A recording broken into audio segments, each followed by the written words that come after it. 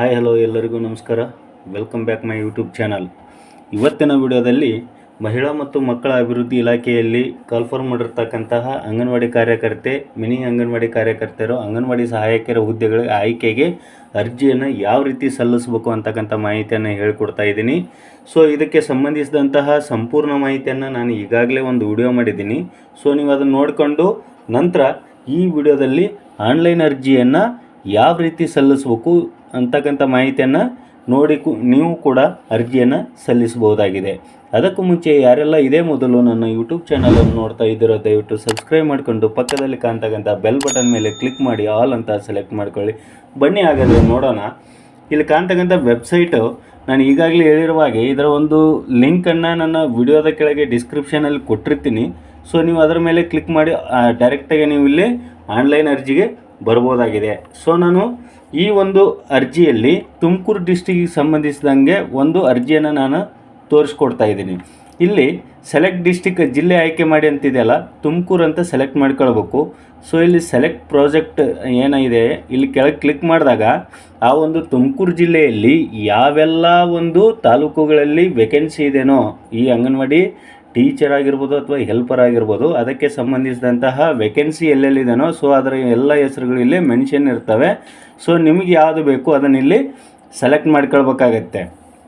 So ಇಲ್ಲಿ ಮಾಡ್ಕೊಂಡ ನಂತರ ಕೆಲವರು ಕೇಳ್ತಾ ಇದ್ರಿ ಹಿಂದಿನ ವಿಡಿಯೋದಲ್ಲಿ ನೋಟಿಫಿಕೇಷನ್ ನಂಬರ್ ಅಂದ್ರೇನು, ಅಧಿಸೂಚನೆ ಸಂಖ್ಯೆ ಅಂದರೆ ಏನು ಅಂತ ಕೇಳ್ತಾ ಇದ್ರಿ. ಸೊ ಅದು ಏನೂ ಇರಲ್ಲ ಸ್ನೇಹಿತರೆ. ಇಲ್ಲಿ ಸೆಲೆಕ್ಟ್ ನೋಟಿಫಿಕೇಷನ್ ನಂಬರ್ ಮೇಲೆ ಕ್ಲಿಕ್ ಮಾಡಿದರೆ ಅಲ್ಲಿ ಎರಡು ಆಪ್ಷನ್ಗಳು ಬರ್ತವೆ. ಅಲ್ಲಿ ಮೇಲೆ ಶಿಶು ಅಭಿವೃದ್ಧಿ ಅಂಗನವಾಡಿ ಕಾರ್ಯಕರ್ತೆಯರು ಅಂತ ಬರ್ತಾ, ಇನ್ನೊಂದು ಹೆಲ್ಪರಿಗೆ ಸಂಬಂಧಿಸಿದಂತಹ ಎರಡು ಆಪ್ಷನ್ಗಳು ಬರ್ತವೆ. ಸೊ ಅಲ್ಲಿ ನೀವು ನಿಮಗೆ ಸಂಬಂಧಪಟ್ಟದ್ದನ್ನು ಒಂದನ್ನು ಸೆಲೆಕ್ಟ್ ಮಾಡ್ಕೊಳ್ಬೇಕು. ಒಂದು ಹೆಲ್ಪರ್ಗಿರುತ್ತೆ, ಒಂದು ಅಂಗನವಾಡಿ ಟೀಚರ್ಗಿರುತ್ತೆ. ಸೊ ನಿಮ್ಗೆ ಗೊತ್ತಲ್ಲೇ ಎರಡು ಕ್ಲಿಕ್ ಮಾಡಿಕೊಂಡು ಆಮೇಲೆ ನೀವು ನಿಮಗೆ ಯಾವುದು ಅನುಕೂಲ ಆಗುತ್ತೆ ನೋಡೋಣ. ಇಲ್ಲಿ ಮೊದಲನೇದು ಕ್ಲಿಕ್ ಮಾಡಿದಾಗ ಇಲ್ಲಿ ಆಟೋಮೆಟಿಕ್ಕಾಗಿ ಅಂಗನವಾಡಿ ವರ್ಕರ್ ಅಂತ ಬರುತ್ತೆ. ನಾವು ಫಸ್ಟ್ ಆಪ್ಷನ್ ಕ್ಲಿಕ್ ಮಾಡ್ಕೊಂಡಾಗ ಅಂಗನವಾಡಿ ವರ್ಕರ್ ಅಂತ ಬರುತ್ತೆ. ಸೊ ಅದೇ ರೀತಿ ನಾವು ಸೆಕೆಂಡ್ ಆಪ್ಷನ್ ಕ್ಲಿಕ್ ಮಾಡ್ಕೊಂಡಾಗ ಇಲ್ಲಿ ಅಂಗನವಾಡಿ ಹೆಲ್ಪರ್ ಅಂತ ಬರುತ್ತೆ. ಸೊ ನೀವು ಟೀಚರ್ಗೆ ಅಪ್ಲೈ ಮಾಡ್ತಿದ್ರೆ ಮೊದಲನೇ ಆಪ್ಷನ್ ಕ್ಲಿಕ್ ಮಾಡ್ಕೊಳ್ಬೇಕಾಗತ್ತೆ. ಇಲ್ಲ ನೀವು ಹೆಲ್ಪರ್ಗೆ ಅಪ್ಲೈ ಮಾಡ್ತೀನಿ ಅಂತಂದರೆ ಇಲ್ಲಿ ಎರಡನೇ ಆಪ್ಷನ್ ಕ್ಲಿಕ್ ಮಾಡಿಕೊಂಡು ಇಲ್ಲಿ ಕಾಣ್ತಕ್ಕಂತಹ ಕೆಟಗರಿ, ಯಾವ ನಿಮ್ಮ ಒಂದು ಕೆಟಗರಿ ಒಳಗೆ ಬರ್ತಿರೋ, ಇತರರು ಅಥವಾ ಪರಿಶಿಷ್ಟ ಜಾತಿ, ಪರಿಶಿಷ್ಟ ಪಂಗಡ ಅಂತಿದೆಯಲ್ಲ, ಅದರ ಮೇಲೆ ನೀವು ಇಲ್ಲಿ ಕ್ಲಿಕ್ ಮಾಡಿಕೊಂಡು ಕೆಳಗೆ ಎಂಟರ್ ಆರ್ ಡಿ ನಂಬರ್ ಅಂತ ಕೇಳ್ತಾ ಇದೆ. ಸೊ ಇಲ್ಲಿ ಮಾಡ್ಕೊಂಡ ನಂತರ ಕೆಳಗೆ ಕಾಣ್ತಕ್ಕಂತಹ ಸಬ್ಮಿಟ್ ಬಟನ್ ಏನು ಕಾಣ್ತಾ ಇದೆಯಲ್ಲ ಅದರ ಮೇಲೆ ನಾವಿಲ್ಲಿ ಕ್ಲಿಕ್ ಮಾಡ್ಕೊಳ್ಬೇಕು. ಸೊ ಇಲ್ಲಿ please select the vacancy as per your choice ಅಂತಿದೆ. ಸೊ ನಾವು ಅಂಗನವಾಡಿ ಟೀಚರ್ಗೆ ಸಂಬಂಧಪಟ್ಟಂಗೆ ಅರ್ಜಿಯನ್ನು ಸಲ್ಲಿಸ್ತಾ ಇದ್ದೀವಿ. ಅಂಗನವಾಡಿ ಟೀಚರು ಆ ಒಂದು ತಾಲೂಕಲ್ಲಿ ಎಲ್ಲೆಲ್ಲಿ ವೇಕೆನ್ಸಿ ಇದೆಯೋ ಅಲ್ಲಿ ತೋರಿಸ್ತಾ ಇದೆ.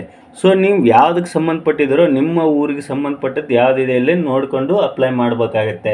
ಸೊ ಇಲ್ಲಿ ತುಮಕೂರು ಡಿಸ್ಟಿಕ್ ಅಂತಿದೆ, ಪ್ರಾಜೆಕ್ಟ್ ಸಿರಾ ತಾಲೂಕು ಅಂತಿದೆ, ಇಲ್ಲಿ ಏರಿಯಾ ಟೈಪ್ ರೂರಲ್ ಅಂತ ಇರುತ್ತೆ, ಗ್ರಾಮ ಪಂಚಾಯತಿ ಯಾವ ಗ್ರಾಮ ಪಂಚಾಯತಿ ವ್ಯಾಪ್ತಿಗೆ ಬರುತ್ತೆ, ಸೊ ವಿಲೇಜ್ ನೇಮ್ ಯಾವುದು ಹಳ್ಳಿಗಳು ಅಂತಿದ್ದಾವೆ. ಸೊ ನೀವು ಏನಾದರೂ ನೀವು ಬೇಕು ನಿಮ್ಮ ಮಾಹಿತಿ ಅಂದರೆ ಸೊ ನೀವು ಈ ರೀತಿ ಇಲ್ಲಿ ಲಾಗಿನ್ ಆಗಿ ನೋಡ್ಕೊಳ್ಬೇಕಾಗತ್ತೆ. ಆನಂತರ ಇದೆಲ್ಲ ಮಾಹಿತಿ ನೋಡ್ಕೊಂಡು ನಿಮಗೆ ಯಾವುದು ಸೂಟೇಬಲ್ ಇದೆಯೋ ಇಲ್ಲಿ ಸೊ ನೀವು ಅದನ್ನು ಸೆಲೆಕ್ಟ್ ಮಾಡ್ಕೊಂಡು ಇಲ್ಲಿ ಸೆಲೆಕ್ಟ್ ವೇಕೆನ್ಸಿ ಅಂತಿದೆಯಲ್ಲ ಅದರ ಮೇಲೆ ಕ್ಲಿಕ್ ಮಾಡ್ಕೊಳ್ಬೇಕು. ಸೊ ಮಾಡ್ಕೊಂಡ ನಂತರ ಇದನ್ನು ಆಪ್ಷನ್ ನಂಬರ್ 6 ಏರಿಯಾ ಅಥವಾ ಪ್ರದೇಶದ ಪ್ರಕಾರ ರೂರಲ್ ಎಲ್ಲಿವರೆಗೂ ಅಂದರೆ ಆಪ್ಷನ್ 11ರವರೆಗೂ ಕೂಡ ತಾನೇ ತಗೊಳುತ್ತೆ. ಸೊ ನಂತರ ಅಪ್ಲಿಕೆಂಟ್ಸ್ ಫುಲ್ ನೇಮ್ ಅಂತಿದೆ, ಅಂದರೆ ಅಭ್ಯರ್ಥಿಯ ಪೂರ್ಣ ಹೆಸರು SSLCಯ ಒಂದು ಅಂಕಪಟ್ಟಿಯಲ್ಲಿರುವಂತೆ ಅಂತಿದೆಯಲ್ಲ, ಸೊ ಅದನ್ನು ನಾವಿಲ್ಲಿ ಎಂಟರ್ ಮಾಡ್ಕೊಳ್ಬೇಕಾಗತ್ತೆ. ನಿಮ್ಮ ಒಂದು SSLC ಅಂಕಪಟ್ಟಿಯಲ್ಲಿ ಯಾವ ರೀತಿ ಹೆಸರಿದೆಯೋ ಅದೇ ರೀತಿ ನೀವು ಇಲ್ಲಿ ಸೆಲೆಕ್ಟ್ ಮಾಡಿಕೊಂಡು ನಂತರ SSLCಯ ಒಂದು ಅಂಕಪಟ್ಟಿಯಲ್ಲಿರುವಂತೆ ನಿಮ್ಮ ಒಂದು ಡೇಟ್ ಆಫ್ ಬರ್ತನ್ನು ಕೂಡ ನೀವು ಇಲ್ಲಿ ಸೆಲೆಕ್ಟ್ ಮಾಡ್ಕೊಳ್ಬೇಕು. ಸೊ ಇಲ್ಲಿ ಸೆಲೆಕ್ಟ್ ಮಾಡ್ಕೊಂಡ ನಂತರ ಅಧಿಸೂಚನೆ ಪ್ರಾರಂಭ ದಿನಾಂಕದಿಂದ ನಿಮ್ಗೆ ಏಜ್ ಆಟೋಮೆಟಿಕ್ ಕ್ಯಾಲ್ಕುಲೇಟ್ ಆಗುತ್ತೆ. ಎಷ್ಟು ವರ್ಷ, 32 ವರ್ಷ 7 ತಿಂಗಳು 7 ದಿನ ಅಂತ ಬರುತ್ತೆ. ಸೊ ಇಲ್ಲಿ ನಮಗೆ ವಯೋಮಿತಿ ನಾನು ಮೊದಲೇ ಹೇಳಿದ್ದೀನಿ, ಅಂದರೆ 18 ವರ್ಷದಿಂದ 35 ವರ್ಷದವರೆಗೆ ಇರ್ತಕ್ಕಂಥ ಮಹಿಳೆಯರು ಅರ್ಜಿಯನ್ನು ಸಲ್ಲಿಸಲಿಕ್ಕೆ ಅರ್ಹರಾಗಿದ್ದಾರೆ.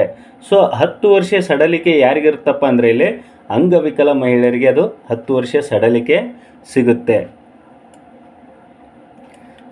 ನಂತರ ಇಲ್ಲಿ ಜೆಂಡರ್ ಯಾವುದು ಫೀಮೇಲ್ ಅಂತಿದೆ, ಇನ್ನೊಂದು ಟ್ರಾನ್ಸ್ಜೆಂಡರ್ ಅಂತಿದೆ, ಮಂಗಳಮುಖಿಯರು ಕೂಡ ಇದರಲ್ಲಿ ನಾವು ಅರ್ಜಿಯನ್ನು ಸಲ್ಲಿಸಬಹುದಾಗಿದೆ.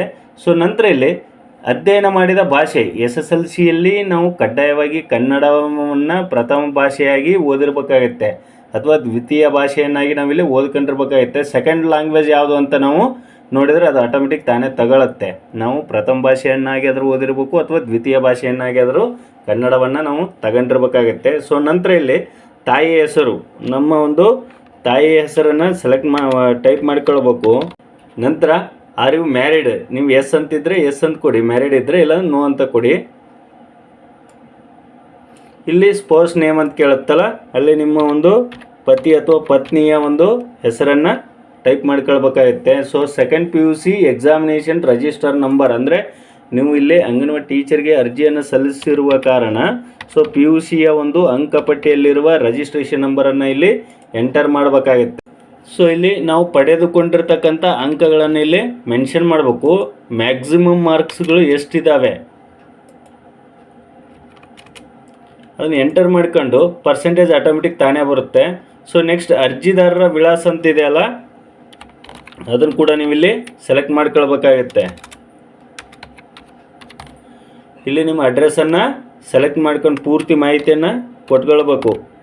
ನಂತರ ಇಲ್ಲಿ ಸ್ಟೇಟು ಕರ್ನಾಟಕ ಅಂತ ಬರುತ್ತೆ, ಡಿಸ್ಟಿಕ್ಕು ಯಾವ ಡಿಸ್ಟಿಕ್ ಅಂತ ನೀವು ಇಲ್ಲಿ ಸೆಲೆಕ್ಟ್ ಮಾಡ್ಕೊಳ್ಬೇಕು. ಸೊ ಪಿನ್ ಕೋಡು ಅವೆಲ್ಲ ಸೆಲೆಕ್ಟ್ ಮಾಡ್ಕೊಂಡ ನಂತರ ಇಲ್ಲಿ ಮೊಬೈಲ್ ನಂಬರ್, ಅಭ್ಯರ್ಥಿಯ ಒಂದು ಮೊಬೈಲ್ ಸಂಖ್ಯೆಯನ್ನು ಇಲ್ಲಿ ಎಂಟರ್ ಮಾಡಿಕೊಂಡು ಇಲ್ಲಿ ಮೇಲ್ ಐ ಡಿ ಇದೆ, ಸೊ ಅದನ್ನು ಕೂಡ ನೀವು ಇಲ್ಲಿ ಎಂಟರ್ ಮಾಡ್ಕೊಳ್ಬೇಕು.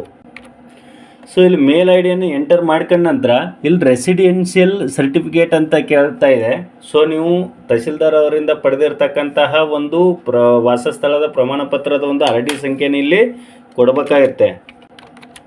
ಸೊ ಇಲ್ಲಿ ನಾವು ಪ್ರಮಾಣ ಪತ್ರದ ನಂಬರನ್ನು ಇಲ್ಲಿ ಎಂಟರ್ ಮಾಡ್ಕೊಂಡ ನಂತರ ಇಲ್ಲಿ ಹೆಚ್ಚುವರಿ ಕೋರ್ಸ್ ನೀವು ಏನಾದರೂ ಓದಿದರೆ, ಅಂದರೆ PUC ನಂತರ ನೀವೇನಾದರೂ ಇಲ್ಲಿ ಕೊಟ್ಟಿರ್ತಕ್ಕಂತಹ ಯಾವುದಾದ್ರೂ ಕೋರ್ಸನ್ನು ನೀವು ಓದಿದರೆ ಇಲ್ಲಿ ಟಿಕ್ ಮಾಡ್ಕೊಳ್ಬೇಕಾಗತ್ತೆ. ಒಂದು ವೇಳೆ ಇಲ್ಲಾಂದರೆ ಬಿಟ್ಬಿಡಿ. ಹಾಗೆ ಆದ್ಯತಾ ಗುಂಪುಗಳು, ಅಂದರೆ ನಿಮ್ಮ ಪ್ರಿಫರೆನ್ಸ್ ಏನಾದರೂ ಕೇಳ್ತಿದ್ರೆ ಇಲ್ಲಿ ಆ್ಯಸಿಡ್ ದಾಳಿಗೆ ತುತ್ತಾದಂಥ ಮಹಿಳೆಯರಿಗೆ ಇದೆ, ಆಮೇಲೆ ಇಲಾಖಾ ಸಂಸ್ಥೆಗಳ ನಿವಾಸಿಗಳಿಗೆ ಅಂತಿದೆ, ಆಮೇಲೆ ವಿಧವೆಯರು, ನೀವೇನಾದರೂ ವಿಡೋಸ್ ಇದ್ದರೆ ಇಲ್ಲಿ ಸೆಲೆಕ್ಟ್ ಮಾಡ್ಕೊಳ್ಬೇಕು. ವಿಚ್ಛೇದಿತ ಮಹಿಳೆ, ಏನಾದರೂ ಡಿವೋರ್ಸಿ ಆಗಿದ್ದರೆ ಇಲ್ಲಿ ಕೂಡ ನೀವು ಸೆಲೆಕ್ಟ್ ಮಾಡ್ಕೊಳ್ಳಿಕ್ಕೆ ಅವಕಾಶ ಇದೆ. ಮಾಜಿ ದೇವದಾಸಿಯ ಮಗಳು, ಅಂದರೆ ಆ ಆಪ್ಷನ್ ಇದ್ದರೂ ಕೂಡ ನೀವು ತಗೋಬೋದು. ಯೋಜನಾ ನಿರಾಶ್ರಿತರಿದ್ದರೂ ಕೂಡ ಇಲ್ಲಿ ನೀವು ನಿಮ್ಗೆ ಯಾವುದು ಒಂದು ಆದ್ಯತೆಯನ್ನು ಕೋರ್ತಿರೋ ಸೊ ನೀವು ಅದರ ಮೇಲೆ ಇಲ್ಲಿ ಕ್ಲಿಕ್ ಮಾಡಿಕೊಂಡು ನಂತರ ಇಲ್ಲಿ ಕ್ಲಾರಿಫೈಗೆ ಚೆಕ್ ಬಾಕ್ಸ್ ಮೇಲೆ ಕ್ಲಿಕ್ ಮಾಡಿ ಇಲ್ಲಿ ಪ್ರಿವ್ಯೂ ಕೊಡಬೇಕಾಗತ್ತೆ, ಅಪ್ಲಿಕೇಶನನ್ನು ಪ್ರಿವ್ಯೂ ಕೊಡಬೇಕಾಗತ್ತೆ. ಸೊ ಪ್ರಿವ್ಯೂ ಕೊಟ್ಟ ನಂತರ ಈ ರೀತಿ ನಮ್ಗೆ ಸಿಗುತ್ತೆ ಅದು ಅಪ್ಲಿಕೇಶನ್ನು. ಇಲ್ಲಿ ತೋರಿಸ್ತಾ ಇದ್ದೀನಲ್ಲ, ಈ ರೀತಿ ನಾವೆಲ್ಲ ಫಿಲ್ ಮಾಡಿದ್ಮೇಲೆ ಈ ರೀತಿ ಅಪ್ಲಿಕೇಶನ್ ಪ್ರಿವ್ಯೂ ಆಗುತ್ತೆ. ನಂತರ ಇಲ್ಲಿ ಕಾಣ್ತಕ್ಕಂತಹ ಕೆಳಗೆ ಕ್ಯಾಪ್ಚಾ ಕೋಡ್ ಏನು ಕಾಣ್ತಾ ಇದೆ ಅದನ್ನು ಇಲ್ಲಿ ಎಂಟರ್ ಮಾಡಿ ಕೆಳಗೆ ಸೇವ್ ಚೇಂಜಸ್ ಅಂತಿದೆಯಲ್ಲ, ಕೆಳಗೆ ಸೇವ್ ಚೇಂಜಸ್ ಅಂತಿದೆಯಲ್ಲ ಅದರ ಮೇಲೆ ಸೇವ್ ಮಾಡ್ಕೊಳ್ಬೇಕು ಅಪ್ಲಿಕೇಶನನ್ನು. ಸೊ ಅಪ್ಲಿಕೇಶನ್ ಸೇವ್ ಮಾಡ್ಕೊಂಡ ನಂತರ registered successfully and your application ID is, ಇದು ಈ ಥರ ಒಂದು ಅಪ್ಲಿಕೇಶನ್ ID ಬರುತ್ತೆ ನಮಗೆ. ಸೊ ನಂತರ ಅದನ್ನು ನಾವೇನು ಮಾಡ್ಕೋಬೇಕು, ನೋಟ್ ಡೌನ್ ಮಾಡ್ಕೋಬೇಕಾಗುತ್ತೆ. ಅಪ್ಲಿಕೇಶನ್ IDಯನ್ನು ನೋಟ್ ಡೌನನ್ನು ಮಾಡ್ಕೊಂಡ ನಂತರ ಸೊ ಈ ರೀತಿ ಒಂದು ಅಪ್ಲಿಕೇಶನ್ ID ನಮಗೆ ಬರುತ್ತೆ. ಸೊ ಅದನ್ನು ನಾವು ನೋಟ್ ಡೌನ್ ಬರೆದಿಟ್ಕೊಳ್ಬೇಕು. ಬರೆದಿಟ್ಕೊಂಡ ನಂತರ ಇಲ್ಲಿ ಏನು ಮಾಡಬೇಕಾಗುತ್ತೆ, click home to go to the home page. So ನಾವು ಇದ್ರ ಮೇಲೆ ಕ್ಲಿಕ್ ಮಾಡ್ಕೊಳ್ಬೇಕು. ಸೊ ಈ ರೀತಿ ಈಗ ನಾವು ಏನು ಮಾಡಿದ್ವಿ, ಫಸ್ಟ್ ಸ್ಟೆಪ್ಪನ್ನು ಅರ್ಜಿಯನ್ನು ಸಲ್ಲಿಸಿದ್ವಿ.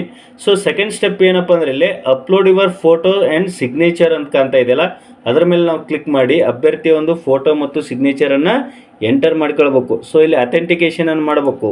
ಅಪ್ಲಿಕೇಶನ್ ID ನಾವು ಏನು ಆಗಲೇ ಬಂದಿತ್ತಲ್ಲ ಅದನ್ನು ಇಲ್ಲಿ ಎಂಟರ್ ಮಾಡ್ಕೊಳ್ಬೇಕು.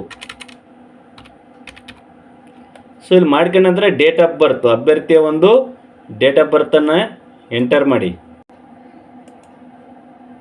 ಓಕೆ, ಈ ರೀತಿ ನಾವು ಸಬ್ಮಿಟ್ ಕೊಟ್ಟಾದಮೇಲೆ upload your photo and signature ಇದೆ, ಅಪ್ಲಿಕೇಶನ್ ID ನಂಬರ್ ಇದೆ, ನೇಮ್ ಇದೆ, ಡೇಟ್ ಆಫ್ ಬರ್ತ್ ಇದೆ. ಸೊ ಇಲ್ಲಿ ಒಂದು ನೋಟ್ ಇದೆ, after successfully photo and signature continue with sign ಅಂತ ಕೇಳುತ್ತೆ. ಸೊ ನಾವು ಅದ್ರ ಮೇಲೆ ಕಂಟಿನ್ಯೂ ಮಾಡಬೇಕಾಗುತ್ತೆ. ಫಸ್ಟಿಗೆ ನಾವಿಲ್ಲಿ ಅಪ್ಲೋಡ್ ಫೋಟೋದ ಮೇಲೆ ಬ್ರೌಸ್ ಅಂತ ಕಾಣುತ್ತಲ್ಲ ಅಲ್ಲಿ ಕ್ಲಿಕ್ ಮಾಡ್ಕೊಳ್ಬೇಕು. ಓಕೆ, ನಾವಿಲ್ಲಿ ಫೋಟೋ ಮತ್ತು ಸಿಗ್ನೇಚರನ್ನು ಈ ರೀತಿ ಅಪ್ಲೋಡ್ ಮಾಡ್ಕೊಂಡ ನಂತರ ಇಲ್ಲಿ ಕೆಳಗೆ ಕಾಣ್ತಕ್ಕಂಥ ಸೇವ್ ಅಂತ ಕಾಣುತ್ತಲ್ಲ ಅದರ ಮೇಲೆ ನಾವಿಲ್ಲಿ ಸೇವ್ ಮಾಡ್ಕೊಳ್ಬೇಕಾಗುತ್ತೆ. ಸೊ ಇಲ್ಲಿ photo and sign uploaded successfully ಅಂತ ಬರುತ್ತೆ. ಸೊ ಓಕೆ ಅಂತ ಕೊಡಿ. ಸೊ ಕೊಟ್ಟಾದ ನಂತರ ಇಲ್ಲಿ ಹೋಮ್ ಅಂತ ಕಾಣುತ್ತಲ್ಲ, ಹೋಮ್ ಅಂತ ಕಾಣುತ್ತಲ್ಲ ಅದರ ಮೇಲೆ ಕ್ಲಿಕ್ ಮಾಡಿ. ಸೊ ಇಲ್ಲಿ ಹೋಮ್ ಅಂತ ಕಾಣುತ್ತಲ್ಲ ಅದರ ಮೇಲೆ ಕ್ಲಿಕ್ ಮಾಡಿ. ಸೊ ಇಲ್ಲಿ ಹೋಮ್ ಅಂತ ಕಾಣುತ್ತಲ್ಲ ಅದರ ಮೇಲೆ ಸೇವ್ ಅಂತ ಕಾಣುತ್ತಲ್ಲ ಅದರ ಮೇಲೆ ಸೇವ್ ಮಾಡ್ಕೊಳ್ಬೇಕು. ಸೊ ಇಲ್ಲಿ ಫೋಟೋ ಮತ್ತು ಸಿಗ್ನೇಚರನ್ನು ಈ ರೀತಿ ಅಪ್ಲೋಡ್ ಮಾಡ್ಕೊಂಡ ನಂತರ ಇಲ್ಲಿ ಕೆಳಗೆ ಕಾಣ್ತಕ್ಕಂಥ ಸೇವ್ ಅಂತ ಕಾಣುತ್ತಲ್ಲ ಅದರ ಮೇಲೆ ನಾವಿಲ್ಲಿ ಸೇವ್ ಮಾಡ್ಕೊಳ್ಬೇಕಾಗುತ್ತೆ. ಸೊ ಈ ರೀತಿ ನಾವು ಇಲ್ಲಿ ಹೋಮ್ ಬಟನ್ ಮೇಲೆ ಮತ್ತೆ ನಾವು ಹೋಮ್ಗೆ ಬರಬೇಕಾಗುತ್ತೆ. ಸೊ ನಂತರ ಇಲ್ಲಿ ಅಪ್ಲೋಡ್ ಡಾಕ್ಯುಮೆಂಟೇಷನ್ ಅಂತ ಏನು ಕಾಣ್ತಾ ಇದೆ, ಅಪ್ಲೋಡ್ ಡಾಕ್ಯುಮೆಂಟ್ಗಳನ್ನು ಇಲ್ಲಿ ನಾವು ಅಪ್ಲೋಡ್ ಮಾಡಬೇಕಾಗುತ್ತೆ. ಸೊ ಮತ್ತೆ ಅಕ್ನಾಲಜ್ಮೆಂಟ್ ನಂಬರನ್ನು ಎಂಟರ್ ಮಾಡಿಕೊಂಡು ಇಲ್ಲಿ ಕೆಳಗೆ ಡೇಟ್ ಆಫ್ ಬರ್ತ್ ಇದೆಯಲ್ಲ ಅದನ್ನು ಕೂಡ ನಾವಿಲ್ಲಿ ಸೆಲೆಕ್ಟ್ ಮಾಡ್ಕೊಳ್ಬೇಕು. ಸೊ ಸ್ನೇಹಿತರೆ, ನಮ್ಮ 3ನೇ ಸ್ಟೆಪ್ಪಲ್ಲಿ ಏನೋ ಪ್ರಾಬ್ಲಮ್ ಇದೆ ನನ್ನ ಸಿಸ್ಟಮಲ್ಲಿ. ಸೊ ಹಾಗಾಗಿ ಅದು ಅಪ್ಲೋಡ್ ತಗೋತಿಲ್ಲ, ಅದಕ್ಕೆ ರಿಮೋಟ್ ಸರ್ವಿಸ್ ಅಂತ ಬರ್ತಾ ಇದೆ. ಸೊ ನೀವು ಈ ರೀತಿಯ ಅರ್ಜಿಯನ್ನು ಸಲ್ಲಿಸಿ ನೀವು ಕೂಡ ಈ ಅರ್ಜಿಯ ಒಂದು ಡಾಕ್ಯುಮೆಂಟೇಷನ್ ಅಪ್ಲೋಡ್ ಮಾಡ್ಬೋದು. ಬಟ್ ನನ್ನ ಸಿಸ್ಟಮಲ್ಲಿ ಏನೋ ಪ್ರಾಬ್ಲಮ್ ಇದೆ, ಸೊ ಹಾಗಾಗಿ ಅಪ್ಲೋಡ್ ಆಗ್ತಿಲ್ಲ. ಸೊ ಅದನ್ನು ಮುಂದಿನ ವೀಡಿಯೋದಲ್ಲಿ ನಾನು ತಿಳಿಸ್ಕೊಡ್ತೀನಿ. ಸೊ ಇದೊಂದು ಸ್ಟೆಪ್ ಆದ ನಂತರ ನೀವು ಅರ್ಜಿಯನ್ನು ಪ್ರಿಂಟ್ ತೆಗೆದುಕೊಳ್ಬೋದು. ಸೊ ಪ್ರಿಂಟ್ ತೆಗೆದುಕೊಂಡಂಥ ಅರ್ಜಿಯ ಜೊತೆಗೆ ನೀವು ಮೊದಲು ಹೇಳಿರ್ತಕ್ಕಂಥ ಎಲ್ಲ ದಾಖಲೆಗಳನ್ನು ಅದನ್ನು ಲಗತ್ತಿಸಿ ಡಿಸ್ಟ್ರಿಕ್ಟ್ ಆಫೀಸಲ್ಲಿ ನೀವು ಕೊಡಬೇಕಾಗುತ್ತೆ. ಸೊ ಇದಾಗಿತ್ತು ಸ್ನೇಹಿತರೆ ಇವತ್ತಿನ ವಿಡಿಯೋದಲ್ಲಿ. ಈ ವಿಡಿಯೋ ಒಂದು ವೇಳೆ ಇಷ್ಟ ಆಗಿದ್ದರೆ ದಯವಿಟ್ಟು ಲೈಕ್ ಮಾಡಿ, ಶೇರ್ ಮಾಡಿ, ಹಾಗೆ ಸಬ್ಸ್ಕ್ರೈಬ್ ಮಾಡಿ ಅಂತ ಹೇಳ್ತಾ ಈ ವಿಡಿಯೋನಲ್ಲಿ ಮುಗಿಸ್ತಾ ಇದ್ದೀನಿ. ವಂದನೆಗಳು.